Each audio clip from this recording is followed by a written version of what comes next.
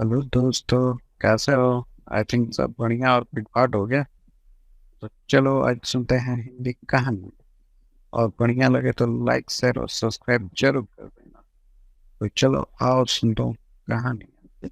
बुरी संगत शेर और भेड़िए की कहानी। एक दिन एक जवान शेर जंगल में अकेले घूम रहा था। तभी उसने एक भेड़िए को झाड़ियों में देखा।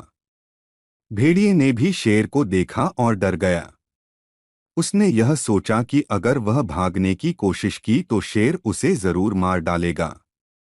इसलिए वह स्वयं शेर के पास गया और कहा, प्रिय महोदय, आप बहुत दयालु दिखते हैं।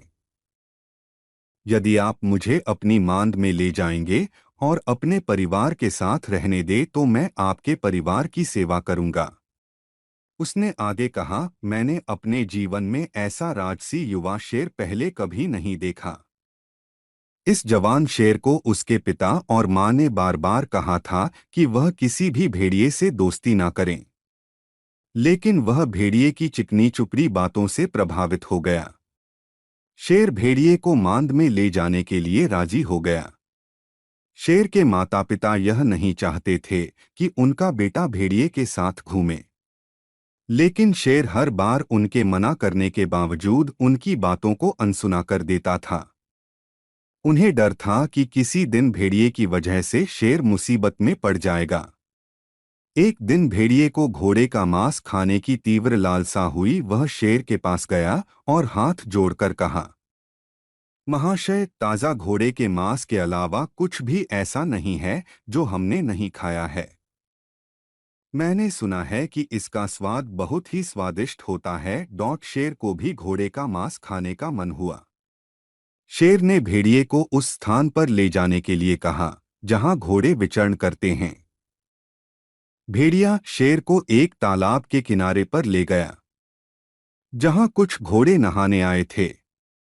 शेर एक झाड़ी के पीछे छुप गया और एक बढ़िया घोड़े को पकड़कर वह वापस अपनी मांद में भाग गया। शेर के पिता ने उसे चेतावनी दी, मेरे बेटे, घोड़े इस राज्य के राजा का है।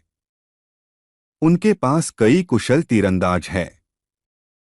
यदि आप एक और घोड़े की जान ली तो आप अपने जीवन को खतरे में डालेंगे। लेकिन युवा शेर जल्द ही घोड़े के मांस का स्वाद का आदी हो गया। भेड़िया भी शेर के साथ घोड़े के मांस का स्वाद चख रहा था। जल्द ही राजा के कानों तक यह बात पहुंची कि एक शेर उनके घोड़े का शिकार कर रहा है। राजा अपने घोड़े को शेर से सुरक्षित रखने के लिए शहर के अंदर बड़ा सा पानी का टैंक बनवाया जहां घोड़े नहा सके। लेकिन शेर किसी तरह तब राजा ने अपने आदमियों को घोड़े को शाही अस्तबल में रखने का आदेश दिया। शहर में यह सोचकर कि शेर शाही अस्तबल में प्रवेश करने की हिम्मत नहीं करेगा, परंतु शेर शाही अस्तबल में भी घुस गया और घोड़े को उसके अस्तबल में ही मार डाला। अंत में राजा ने सबसे कुशल धनुर्धर को बुलाया और उसे शेर को मार गिराने का आदेश दिया। अगले दिन जब शेर शाही अस्तबल की दीवार पर घोड़े की तलाश में उछला तो उसे तीरंदाज ने तीर से घायल कर दिया। उसने दर्द में भेड़िए को पुकारा, मेरे दोस्त, मेरी मदद करो। भेड़िया एक घोड़े के साथ शेर के लौटने का इंतजार कर रहा था। लेकिन जब उसने मदद के लिए उसकी पुकार सुनी तो वह समझ गया कि शेर पकड़ा गया है। बिना समय गंवाए वह घने जंगल में भाग गया। अपने माता पिता की सलाह को ना मानकर अपनी बुरी संगत पर पश्चाताप करते हुए शेर अपनी जान से हाथ धो बैठा। दोस्तों, आपको कहानी कैसी लगी जरूर बताना और अच्छा लग तो हमारे चैनल को सब्सक्राइब कर ले जरूर से। अगला कहानी सुने जरूर, बहुत मजेदार कहानी है दोस्तों। गिद्ध और चालाक बिल्ली की कहानी सुने और मजे ले पूरा देखे कहानियां ताकि आपको इससे कुछ सीखने को मिले। तो चलिए सुनते हैं कहानी। एक बार की बात है, सरपट नाम का एक बूढ़ा और अंधा गिद्ध था। वह नदी के किनारे एक पेड़ के खोखले में रहता था। उस पर कुछ और पक्षी भी रहते थे। वे पक्षी सरपट गिद्ध के लिए पेड़ के किसी कोने में रहने के लिए बंदोबस्त कर दिए और उसके खाने का भी इंतजाम कर देते थे। इसके बदले में जब पक्षी भोजन इकट्ठा करने के लिए बाहर जाते थे तो सरपट गिद्ध उनके बच्चों की देखभाल करता था। एक दिन एक बिल्ली उस रास्ते से गुजर रही थी। उसने चिड़ियों की चहचहाहट सुनी। पक्षियों के छोटे छोटे बच्चों ने किसी के आने की आहट सुनी। वे किसी आने वाले संकट को भांपकर जोर जोर से चींची की आवाज करने लगे। घोंसलों की रखवाली कर रहे सरपट ने जोर से चिल्लाया और बिल्ली से पूछा, कौन है वहां? जल्दी बताओ। बिल्ली सोची कि अब गिद्ध उसे चीर देगा, लेकिन जल्दी ही उसे यह एहसास हो गया कि वह अंधा था। उसने तुरंत एक चतुर योजना बनाई और कही, हे बुद्धिमान और शक्तिशाली पक्षी, मैं एक बिल्ली हूं। आप जैसे शक्तिशाली पक्षी से मिलना वास्तव में सम्मान की बात है। मैं एक बिल्ली हूं। क्या आपको मुझे यहां आना पसंद नहीं आया? गिद्ध बोला, इससे पहले कि मैं तुम्हें मार दूं। यहां से चले जाओ। बिल्ली बोली, कृपया ऐसा मत कहिए महोदय। मैंने जंगल के जानवरों से आपकी बुद्धि और बुद्धि के बारे में कई किस्से सुने हैं, इसलिए मैं आपको देखने के लिए बहुत दूर से आई हूं। कृपया मुझे अपना शिष्य स्वीकार करें और मुझे आश्रय दे। सरपट गिद्ध बिल्ली की चापलूसी भरी बातों को सुनकर बहुत प्रसन्न हो गया। गिद्ध बोला, हे बिल्ली, तुम्हारे उदार शब्दों के लिए मैं आपको धन्यवाद देता हूं, मगर तुम्हारी यहां उपस्थिति छोटे पक्षियों के लिए खतरा पैदा कर सकती है, इसलिए तुम यहां से चली जाओ। चतुर बिल्ली ने गिद्ध को यह कहकर समझाने की कोशिश की, है ज्ञानी, इन प्यारे छोटे बच्चों को डरने की कोई बात नहीं है।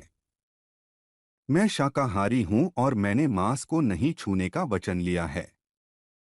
सरपट गिद्ध ने बिल्ली पर विश्वास किया और उसे अपने साथ पेड़ के किसी खोखले में रहने की अनुमति दे दी। कुछ दिनों तक बिल्ली गिद्ध का गुणगान करती रही और पक्षियों के छोटे छोटे बच्चों की बहुत देखभाल करती रही। जल्दी ही सरपट गिद्ध को बिल्ली पर विश्वास हो गया। अब बिल्ली ने अपना असली रंगरूप दिखाना शुरू कर दिया।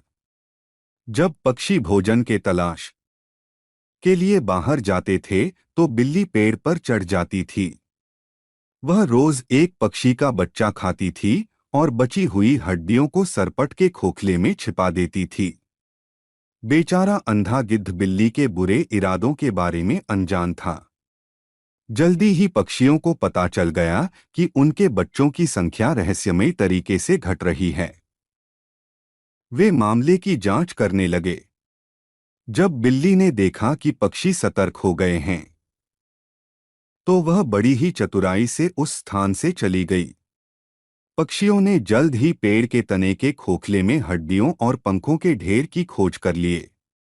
जिस पेड़ पर सरपट रहता था उसी पेड़ के किसी खोखले में यह सब पाए गए। सभी पक्षी इस नतीजे पर पहुंचे कि जरूर बूढ़े गिद्ध ने ही उनके बच्चों को खा लिया होगा। उन्होंने बड़े क्रोध में बूढ़े पक्षी पर हमला किया और उसे मार डाला। इस कहानी से हमें यह शिक्षा मिलती है कि हमें कभी भी अपने दुश्मन पर आंख मूंद कर भरोसा नहीं करना चाहिए। समझे मेरे प्यारे दोस्तों, अगर इस कहानी से कुछ सीख मिली आपको तो जरूर से सब्सक्राइब कर ले। धन्यवाद। आपका दिन शुभ हो। देख लीजिए दोस्तों, तो लाइक और शेयर और सब्सक्राइब कर दीजिए ना।